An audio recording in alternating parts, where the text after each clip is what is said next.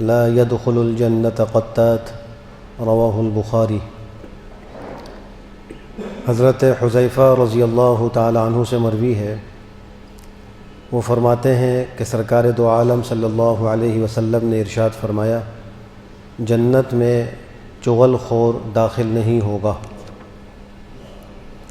قطات عربی زبان میں اس شخص کو کہا جاتا ہے جو ایسے لوگوں کی بات سنے جو اس کو بات سنانا نہیں چاہتے۔ کوئی خلوت میں خفیہ مشورہ کر رہے ہیں اور کوئی آدمی چھپ کر کان لگا کے سن لے، یہ سننے والا قطات ہے، اور پھر اس کو آگے نقل کرے۔ اصل میں اس کے اس نقل کا مقصد فساد ہوتا ہے۔ اسی لیے چغل خور کی تعریف میں یہ بھی کہا جاتا ہے کہ نقل الکلام علی وجہ الفساد، فساد کے لیے کسی کی بات کو کہیں منتقل کرنا، یہ چغل خوری ہے۔ اور ایسے چغل خور کو جنت میں دخول اولی نصیب نہیں ہوگا۔ اس کا مطلب یہ نہیں ہے کہ وہ خدا نخواستہ کافر ہو جاتا ہے، اس لیے اس کو دخول جنت نصیب نہیں ہوگا۔ وہ کافر نہیں ہوتا، البتہ فاسق اور گناہگار ہو جاتا ہے، اور اولاً جنت میں جو داخلہ ہے وہ تو متقین اور مطیعین کے لیے ہے، نافرمانوں کے لیے اولاً داخلہ نہیں ہے۔ ان کو اپنے گناہوں کی سزا بھگتنی ہوگی، اس کے بعد ان کو داخلہ ایمان کی وجہ سے مل جائے گا۔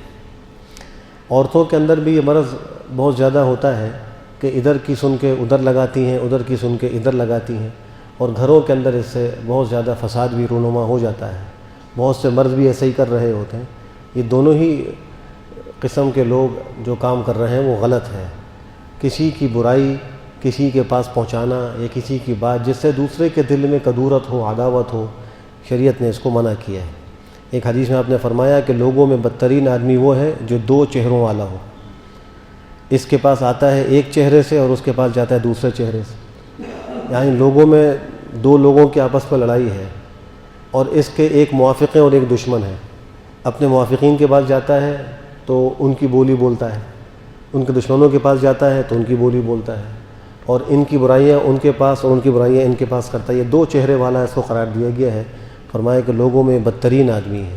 اور ایک دوسری بات میں یہ فرمایا کہ جس آدمی کے دنیا کے اندر دو چہرے ہوں، یعنی وہ کسی کو کچھ بات کرتا ہو، کسی کو کچھ اور باتیں کرتا ہو، جیسے بہت سے لوگ ایسا بھی کرتے ہیں جو اس حدیث کی شرح میں محدثین نے ذکر بھی کیا ہے کہ کسی کے سامنے تو اس کے اچھائیاں بیان کریں گے، اور جب وہ سامنے سے ہٹ جائے گا اور لوگوں میں بیٹھیں گے تو اس کی برائیاں کر رہے ہوں گے۔ یہ بھی دو چہرے والا ہے کہ آدمی کے سامنے تو ایک چہرے سے آتا ہے کہ اس کی خوبیاں بیان کرتا ہے، تعریفیں کرتا ہے، اور اس کے پیچھے دوسروں کے سامنے بیٹھ کر اسی شخص کی برائی کر رہا ہے، تو دوسرے چہرے کے ساتھ وہاں بیٹھ کر باتیں کر رہا ہے۔ تو فرمایا کہ جس کے دو چہرے دنیا میں ہوں گے، قیامت کے دن اس کو جہنم کی دو زبانیں دی جائیں گی۔ اس کے منہ میں اللہ جہنم کی آگ کی دو زبانیں رکھیں گے، یہ اس کو عذاب دیا جائے گا۔ اللہ ہم سب کو ان بری صفات سے بچنے کی توفیق نصیب فرمائے۔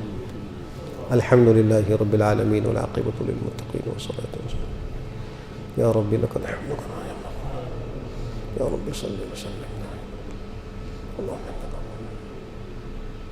اللهم احفظنا